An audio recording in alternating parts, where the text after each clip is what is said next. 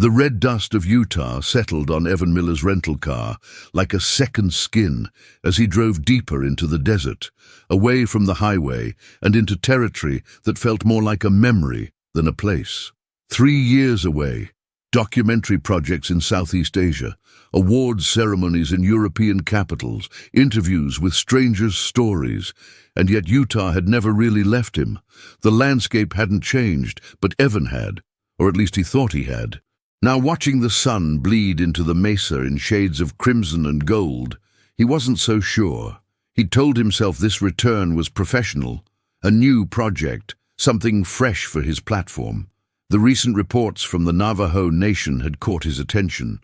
Disappearances, livestock mutilated in ways that defied conventional explanation, and whispers of something older than archaeology, something that belonged to the land before civilization tried to map it.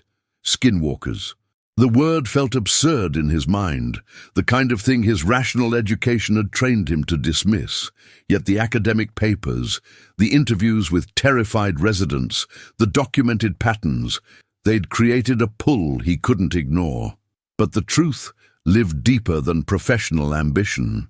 It lived in the night when Evan was 8 years old, when his parents had dragged him from the house, his mother's hands shaking as she gripped his pajama collar, his father's face etched with a fear he'd never seen before or since. They'd left Utah that same morning. They'd never explained why. For 20 years, that night had been locked away, a room in his mind he didn't open, until now. The small town of Monticello appeared like a mirage. A few streets arranged around a central plaza, buildings weathered by decades of unforgiving sun. Evan pulled into a motel parking lot, gravel crunching beneath his tires. The neon sign flickered unevenly. Through the office window, he could see a woman at the desk, her face illuminated by the glow of a computer screen. He grabbed his bag and walked in, the desert heat still radiating from his clothes. "1 room, please," he said, his voice catching slightly. "Staying for about 2 weeks." The woman looked up, her eyes narrowing with the assessment that small towns perfected. "You're not from here." It wasn't a question. Evan managed a tired smile. "Born here. Been away a long time." Something shifted in her expression, not warmth exactly, but a recognition of complicated homecomings. She handed him a key attached to a plastic diamond. "Room 12, around back. Don't go wandering at night." The casual warning landed harder than she probably intended. Evan took the key and nodded, too aware that every interaction in a place like this was a negotiation between locals and outsiders, between those who belonged to the land and those the land had merely tolerated. His room was clean but impersonal, the kind of space designed to be forgettable. Evan set his equipment on the small desk. Camera, recording devices, notepads, all the instruments of documentation. He'd built a career on bearing witness, on transforming the incomprehensible into narrative. But as he looked out the window at the desert darkening into purple shadow, he wondered if some things were meant to stay incomprehensible. His phone buzzed, a text from a contact he'd reached out to before arriving. "Alana Begay, nurse at the clinic. Can talk tomorrow at 2 p.m. Don't come alone at night." The message was unsigned, but the warning was clear. Evan lay on the motel bed, listening to the hum of the air conditioning unit, feeling the weight of returning to a place you've been running from. The desert pressed against the windows like something alive, something patient. Outside, a dog howled, or what might have been a dog. The sound lingered longer than it should have, carrying an undertone that made his skin tighten. He told himself it was the exhaustion of travel, the power of suggestion, the way fear feeds on anticipation. He told himself he was here for a story, nothing more. But as he drifted toward uneasy sleep, Evan found himself remembering his mother's grip on his pajama collar, the feel of being torn from something he'd witnessed but never understood. Some part of him, the part that had spent 20 years running, already knew why he'd really come back. By morning, the desert would demand answers. For now, in the darkness, Evan Miller sat on the edge of his bed and listened to the night breathe around him. The Indian Health Service Clinic sat on a quiet street lined with cottonwood trees, their leaves whispering in the afternoon heat. Evan arrived early, needing time to compose himself, to prepare the neutral expression of a professional documentarian rather than the anxious boy who'd fled this place decades ago.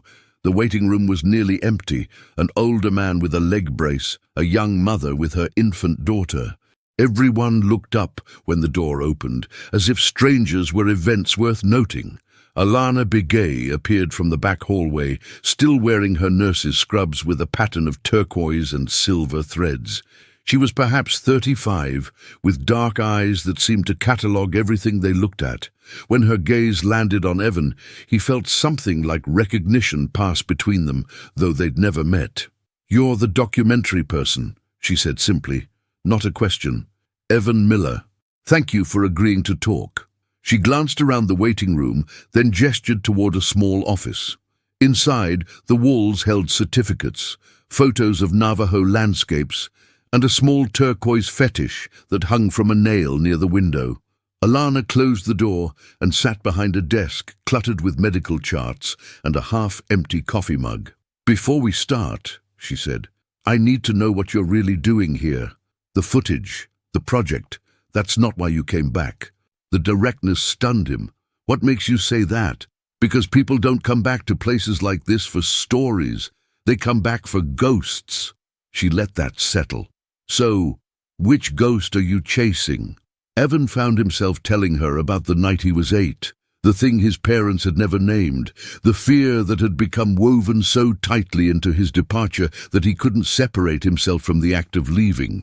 He'd trained himself not to believe in supernatural explanations, yet every rational framework he'd built felt like scaffolding around an absence. Alana listened without interrupting, her hands folded on her desk. When he finished, she was quiet for a long moment.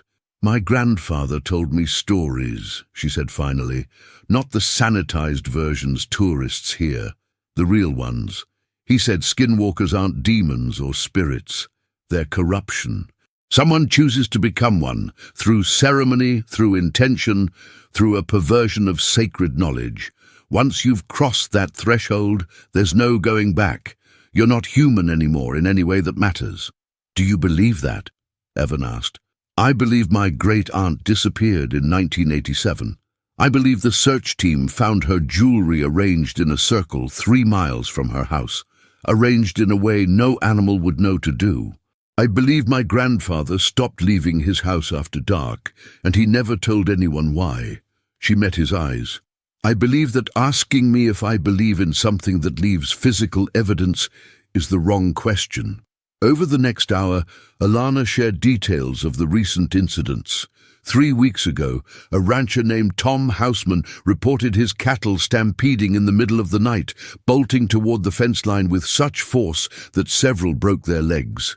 When he went out to assess the damage, he found tracks, human tracks, circling the pen.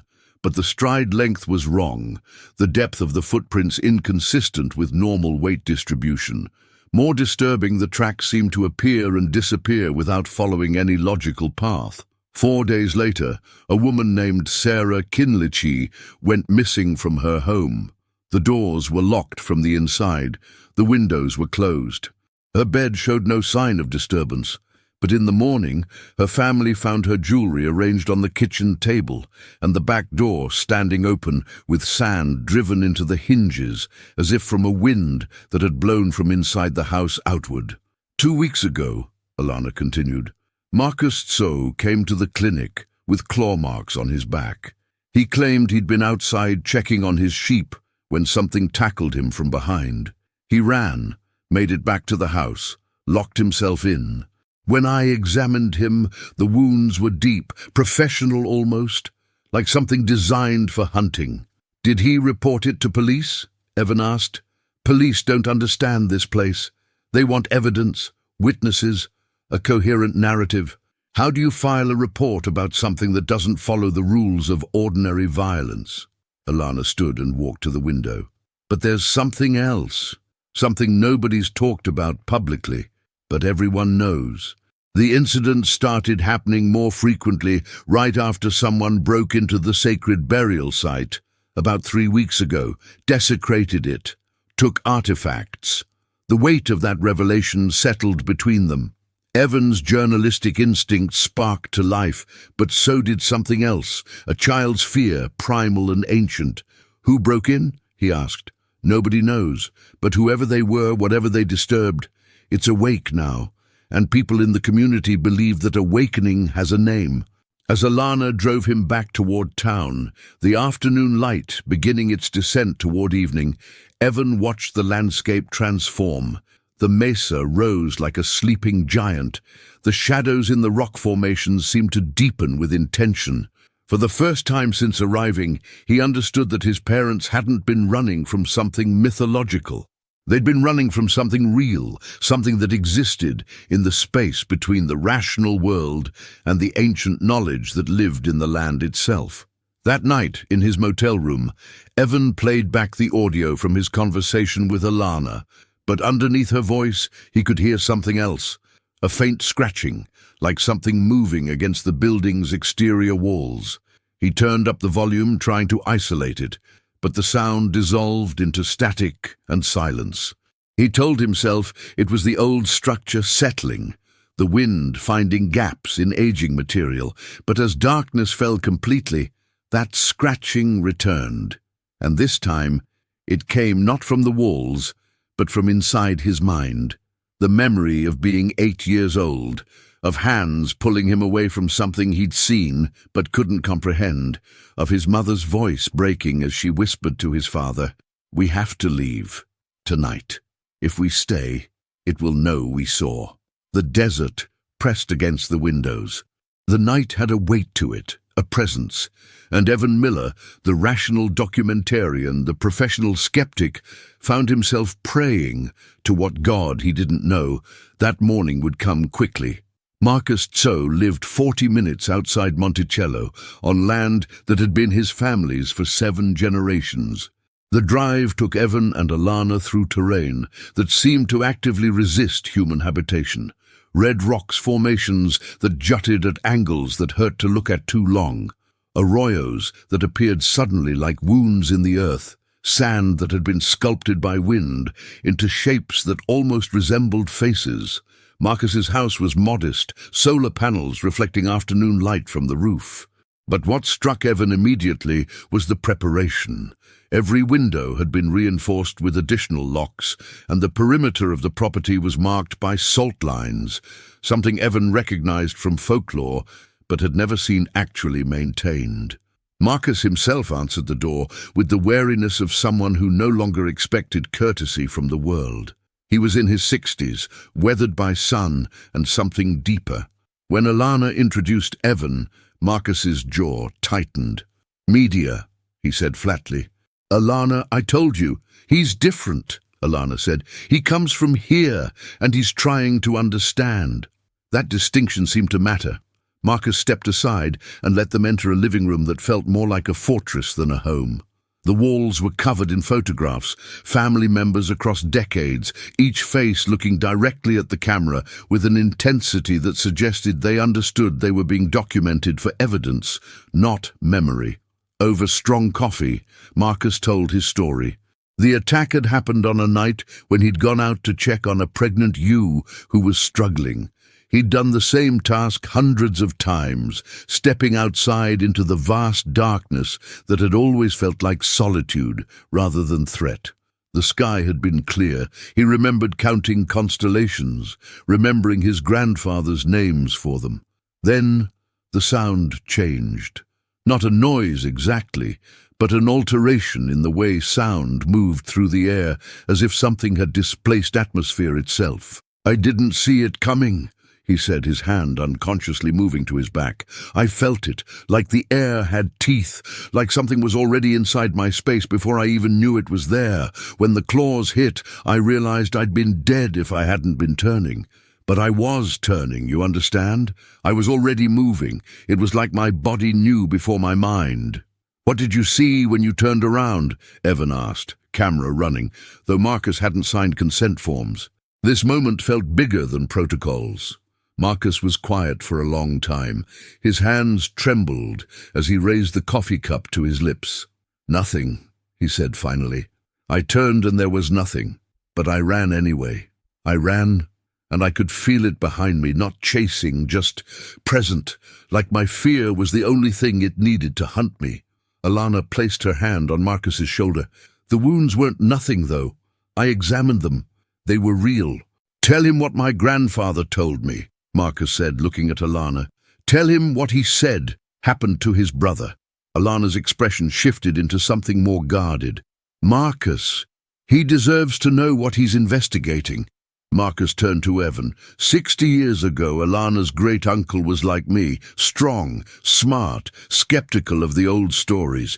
He was working sheep herding, and one night something happened to him. It was worse than what happened to me, much worse. He lived, but afterward he wasn't right. He'd have periods where he wasn't himself, where his family swore he was someone else looking out from behind his eyes. "What happened to him?" Evan asked. "He walked into the desert one night," Alana said quietly. "He left a note, very simple. It said, 'I can feel it in my bones. I can feel it thinking through my thoughts. Before it gets stronger, I'm leaving.' They found his shoes 3 miles away, arranged in a specific pattern. That was the last anyone saw of him." The implication hung in the air between them. Evan's throat felt dry. "Are you saying the creature, the Skinwalker, wasn't trying to kill Marcus? It was trying to mark him, to claim him?"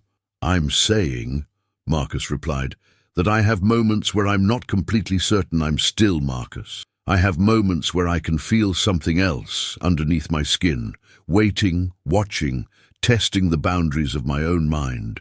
And I'm terrified that one of these nights I'll wake up and I won't be me anymore. I'll be the thing that put those claw marks on my back." Alana stood abruptly and walked to the window, her arms wrapped around herself. "There's a ceremony, an old one. It's supposed to help cleanse someone who's been marked, but it's dangerous. It requires a blood relative to perform it, and if it's done wrong, or if the thing inside you is too strong, it can accelerate the transformation instead of stopping it." "You're talking about this like it's real," Evan heard himself say, then immediately regretted it. "It is real," Marcus said, "but not in the way you're thinking, not magic, not supernatural, biological maybe. Some kind of infection, some kind of corruption that moves through the body and rewires consciousness itself. My grandfather's grandfather was a medicine man. He left journals. What he described sounded like a parasite that targets human consciousness, turns it inside out, makes you aware of everything you're losing as it takes over." As the sun began to set, casting long shadows across Marcus's reinforced house, he pulled out a journal, leather-bound, pages yellowed with age. He opened it to a section filled with careful handwriting and detailed drawings. The illustrations showed human figures with animals overlaid on them, with arrows connecting different anatomical points, with symbols Evan didn't recognize, but somehow understood to be urgent and important. "My grandfather translated some of it," Marcus said. "He said the ceremony has to happen during a specific alignment. In the old calendar, it's 3 days from now. A new moon, a time when the boundary between worlds is thin. If the community is going to do this, if we're going to try to save whoever else might be marked, we have to act then." As Evan drove back to Monticello with Alana, the desert darkening into shades of purple and black, he realized his hands were shaking. The rational documentarian in him wanted to dismiss everything as folklore, as trauma transformed into mythology, as communities processing violence through the lens of ancestral fear. But another part of him, the part that remembered being 8 years old, knew that distinction was a luxury. Sometimes belief and reality shared the same space. Sometimes what was real was less important than what was true. "Will Marcus survive?" he asked Alana. She didn't answer immediately. "That depends on whether the thing inside him is still a thing, or whether it's already becoming him."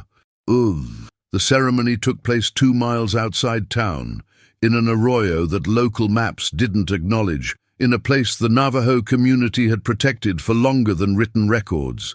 Evan had been invited, not welcome, but invited, and the distinction felt important. Alana had made the request to the community elders, and after a consultation that lasted hours, they'd agreed to let him document, but only under strict conditions. No footage of certain individuals, no recording of specific prayers or rituals, no sharing of the location. What Evan was witnessing would exist only as his knowledge, his understanding, his internal burden. 50 people gathered as darkness fell. Some he recognized from the clinic, from the town, from the edges of conversations in the few diners and gas stations that served the area. Others were from the reservation proper, people whose faces carried the weight of ancestral knowledge, whose presence seemed to make the desert itself grow quieter.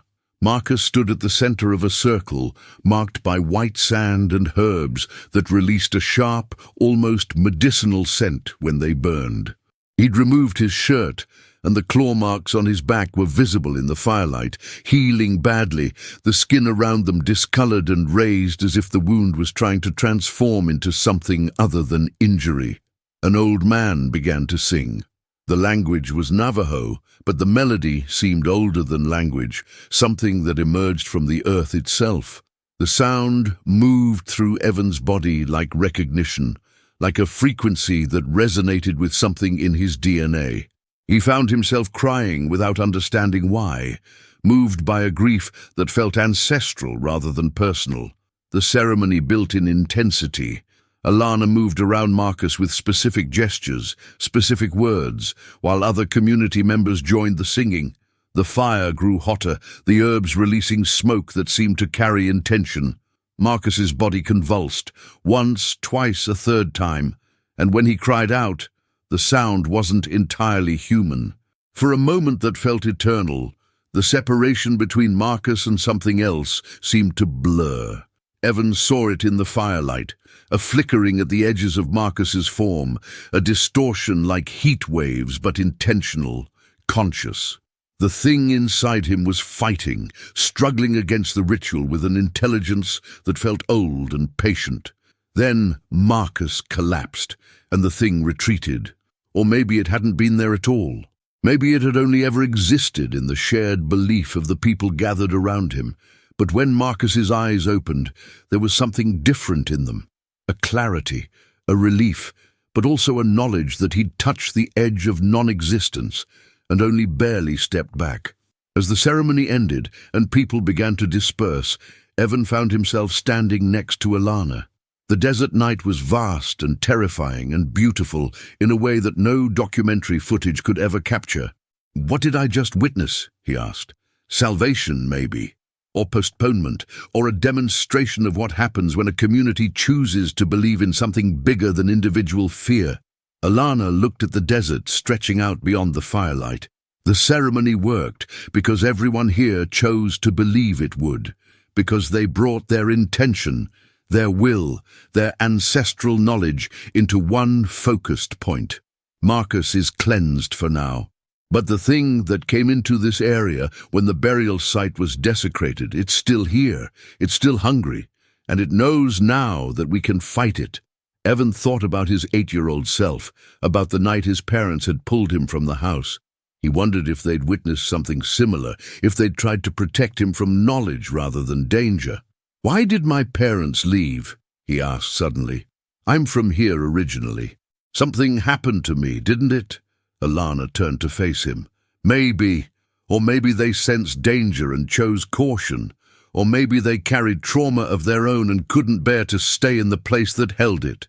She paused. Sometimes the bravest thing isn't facing the skinwalker. Sometimes it's accepting that some questions don't have answers that bring peace. Over the following days, Evan stayed in Utah. He filmed interviews, gathered documents, assembled the narrative structure that would become his documentary. But he also sat with the community, attended gatherings, listened to stories that had been passed down through families. He learned that the sacred site had been violated by an archaeological team that didn't understand the significance of what they were disturbing. He learned that one member of that team had subsequently vanished, and that the search had been called off after a week with no explanation offered. On his final evening, Alana drove him to the edge of the desert, to a plateau where the sky opened up in a way that made individual identity feel insignificant. They stood in silence as the sun descended, painting the landscape in shades of amber and blood. "Will you come back?" she asked. Evan found himself nodding. "I think I have to. I think this place won't let me go anymore." "That's not the place," Alana said gently. "That's you. You're finally ready to stop running from what you saw as a child. And yes, the Skinwalkers are real in their way. Yes, the danger is genuine. But the thing you're really investigating, the thing you'll keep coming back for, is yourself, your courage, your choice to face the darkness and document it rather than hide from it." As stars began to emerge in the darkening sky, Evan felt something settle inside him. Not peace, exactly, but a kind of integration. The rational documentarian and the frightened child had finally been allowed to occupy the same space. When he drove away from Utah 3 days later, his camera contained footage that would change how people understood the intersection of belief and reality, of culture and fear, of the stories we inherit and the ones we create to survive. The documentary would win awards. Universities would debate its authenticity. Skeptics would invoke psychology, suggestion, shared delusion. But Evan knew the truth that lived between those explanations. The Skinwalkers were real because the community believed in them, because they served a purpose. They were a way of understanding corruption, of naming the forces that could turn someone from human into other, of maintaining vigilance against the darkness that existed both outside and inside the boundaries of self. As he crossed the state line, leaving the red desert behind, he found himself already planning his return. The ritual had worked for Marcus, at least for now. But the thing that had come to Utah was still out there, still present, still waiting. And Evan Miller, armed now with understanding instead of denial, knew he had a responsibility to witness what came next. The desert had marked him the night he was 8 years old. It had taken him 20 years to return, but the debt was being paid. And in the darkness of his car, driving through the American night, Evan found himself grateful for the burden.